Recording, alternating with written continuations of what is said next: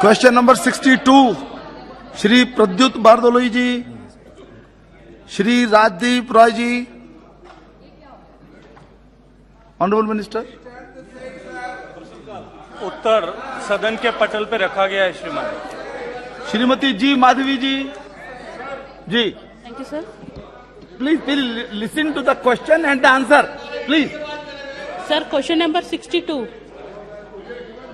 आप क्वेश्चन पूछिए। Sir, the recent floods in Godavari River resulted in unforeseen misery for the tribal living in Andhra Pradesh who had to trek up the hills to save themselves from the floods. Sir, can the minister state the measures taken to the ensure welfare of the such people belongs to the tribal community in the state affected by the floods recent, sir? जी, धन्यवाद माननीय सभापति जी। माननीय सदस्य ने honourable member have expressed the concern about the recent flood situation in river Godavari because of the excessive rains occurred in that catchment area, and Government of India is aware that the couple of 100 people have been evacuated, or forcefully they have been compelled to go on the uphill locations to save their life and livelihood. So primarily the relief measures are to be taken by by the state governments, and Government of India through the recommendations made by the Finance Commission allocates funds to the states under the SDRF grants, and if desired and required then under the NDRF grants. That grant is available with the states. Primarily those measures have to be taken by the states. If desired by the states, Government of India is going to extend the support. Thank you. Shri Nishikant Dubey ji. धन्यवाद सभापति महोदय। Sir, मंत्री जी का जो जवाब है उसमें सबसे अलार्मिंग जो है वो मेरा राज्य है, जो पैसे का यूज ही नहीं कर रहा है। ना पैसा जा रहा है ना पैसे का यूज कर रहा है, क्योंकि वहां की जो गवर्नमेंट है वो काम नहीं करना चाहती। मेरा आपके माध्यम से मंत्री महोदय से प्रश्न है सर कि कई एक ऐसे राज्य हैं जहां की बालू का अवैध उत्खनन होता है, जो डैम बने हुए हैं वहां सिल्टिंग हो गई है, सिल्टिंग भी उसका नहीं हो रहा है। जो रिवर है उसका जो ड्रेनेज सिस्टम है, वो जो ड्रेन करना है वो भी उस सक्सेसफुल नहीं है, क्योंकि स्टेट के ऊपर ये सारा कुछ निर्भर है और केंद्र सरकार पैसा देती है, राज्य सरकार खर्चा नहीं करती। जैसे मैंने अपने राज्य का उदाहरण दिया झारखंड का। तो क्या भारत सरकार के पास कोई ऐसी पॉलिसी है जिसके आधार पर जो राज्य ये काम नहीं करना चाहते हैं और फिर भी फ्लड आता है और प्रत्येक साल फ्लड के कारण भारी नुकसान हो जाता है और अल्टीमेटली केंद्र सरकार को देना पड़ता है, और हमारी सरकार लगातार 8 वर्षों में इन चीजों से जूझ रही है, तो भारत सरकार के पास इसकी क्या पॉलिसी?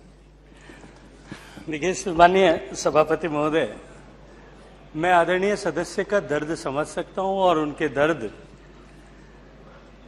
जो उन्होंने शब्दों में बयान किया, जो शब्दों के पीछे भी है, मैं उस सब का के लिए उनका अभिनंदन करना चाहता हूं। लेकिन संवैधानिक व्यवस्था में जो राज्य सूची के विषय हैं उन पर भारत सरकार सीधा हस्तक्षेप नहीं कर सकते, इसलिए प्रारंभिक तौर पर राज्यों को ही इस विषय में संज्ञान लेने की आवश्यकता है। हम बार बार राज्य सरकारों को इस विषय में आग्रह करते हैं, उनको एडवाइजरी भेजते हैं, उनको चिट्ठी भेजते हैं, उनको मीटिंग करते हैं, उनसे बार बार इस बारे में अनुरोध करते हैं कि वो जो नॉन स्ट्रक्चरल मेजर्स और स्ट्रक्चरल मेजर्स दोनों जो फ्लड मिटिगेशन है उस पर काम करें। हमने झारखंड राज्य को भी और अन्य राज्यों को भी इसके बारे में कि वो फ्लड प्लेन जोनिंग पर काम करें, इस बारे में बार बार आग्रह किया है, ताकि प्रत्येक वर्ष होने वाले इस तरह की आपदा से नुकसान को रोका जा सके और लोगों को कष्ट को कम किया जा सके। निश्चित ही मैं माननीय सदस्य को इस बात का विश्वास दिला सकता हूं कि हमारे परसुएशन में, आग्रह में कहीं कमी नहीं होगी, लेकिन अंततः इस तरह की व्यवस्थाओं की करने की जिम्मेदारी जो वो राज्य सरकार की ही है, और राज्य सरकार को ही प्राथमिकता के साथ इस पर काम करना पड़ेगा। क्वेश्चन नंबर 69 क्लब किया जा रहा है। Shrimati Rama Devi ji, Shrimati Locket Chatterjee ji. Question number 69। Honourable minister.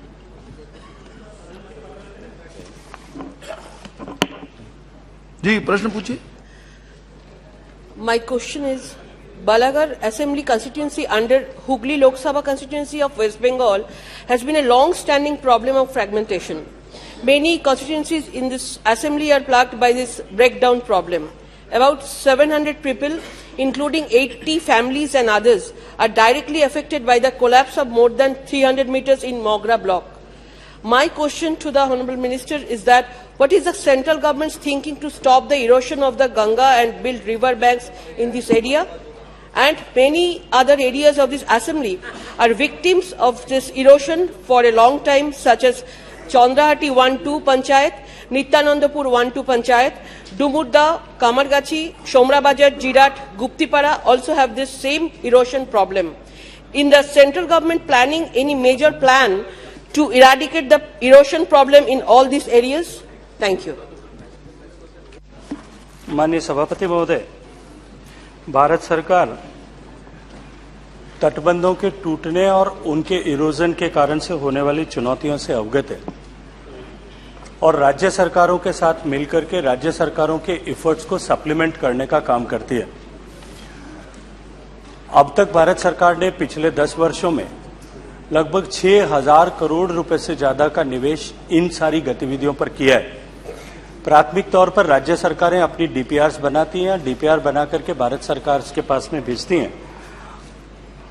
Waste Bengal सरकार से आने वाली इस तरह की सभी डीपीआरस पर हम विचार करेंगे। भविष्य में भी जो सरकार की नीतियां और जो सरकार की पॉलिसी है और स्कीम है, उसके तहत जो भी कुछ सहयोग भारत सरकार को करना है वो निश्चित रूप से करें। डॉक्टर संजय जायसवाल जी। सभापति महोदय, असम का और बिहार का हमारा जो प्रॉब्लम है वो बिल्कुल अलग है। हमारे यहाँ जो नदियां आती है वो दूसरे देश से आती है, जैसे नेपाल से आती है, तो आप ऊपर कब डैम्स बनेंगे, कब उनका पानी रोका जाएगा, तो कोई निश्चित नहीं है। लेकिन हर साल हम बिहार वासी जो हैं और खास करके जो बूढ़ी गंडक की अगर हम बात करें तो हर साल हम इसका दुख भोगते हैं। पूरे हमारे इलाके में बाढ़ का पानी फैलता है, कहीं पर विभिन्न कारणों से उस नदी का फ्लैश फ्लड आता है, नेपाल में बह हम जाते हैं। तो मेरा आपके माध्यम से माननीय जी मंत्री जी से यह प्रश्न होगा कि क्या चंपारण और बूढ़ी गंडक की नदी का जो प्रवाह क्षेत्र है, जिस प्रकार गंडक को उन्होंने एक डैम बना करके और गंडक का बहुत सारा प्रॉब्लम कंट्रोल कर लिया गया है, वैसे ही बूढ़ी गंडक के जो सब्सिडी रिवर्स हैं, ठीक है वो नेपाल में है, लेकिन बूढ़ी गंडक के जो सब्सिडी रिवर्स हैं, बंगरी है, आपका सरिस्वा नदी है, मसान है, इन सबों पर जहां पे नेपाल से एंटर करते हैं उन जगहों पे माइक्रो डैम्स बना करके और चंपारण में खास करके क्लाइमेट रिजिलियंट कृषि को बढ़ावा दे करके किस तरह से चंपारण को बाढ़ से रोका जाए, इसके लिए कोई योजना भारत सरकार के पास है कि नहीं? जी माननीय सभापति जी, ये सही है कि नेपाल में होने वाली बरसात के कारण से बिहार में बाढ़ की जैसी परिस्थिति बनती है। बिहार में एक बूंद भी बरसात न गिरे, लेकिन बिहार को कई बार ऐसा देखने में आया है कि बाढ़ का उत्तर प्रदेश में भी, पर बिहार में जब प्रिडोमिनेंटली, क्योंकि उन्होंने पूछा है, बिहार के लोगों को बाढ़ का दंश झेलना पड़ता है। इस वर्ष भी ऐसी परिस्थिति बनी थी। बिहार में गंडक, बूढ़ी गंडक, बागमती, कमला, कोसी और महानंदा, इन नदियों में इस तरह की परिस्थिति हर बार देखने में आती है। नेपाल सरकार के साथ में, जैसा माननीय सदस्य ने कहा है कि हमारी वार्ता बांध बना करके वहां परमानेंट इस तरह के मेजर्स क्रिएट किए जाएं ताकि उनके माध्यम से एक फ्लड कुशन के रूप में बांधों को उपयोग करते हुए हम बाढ़ की स्थिति पर काबू पा सकें। लेकिन ये अंतर्राष्ट्रीय विषय है, इस विषय पर अभी मैं ज्यादा टिप्पणी नहीं करना चाहता। लेकिन इसके अतिरिक्त नेपाल के साथ में हमने फ्लड फोरकास्टिंग का एक सिस्टम डेवलप किया है।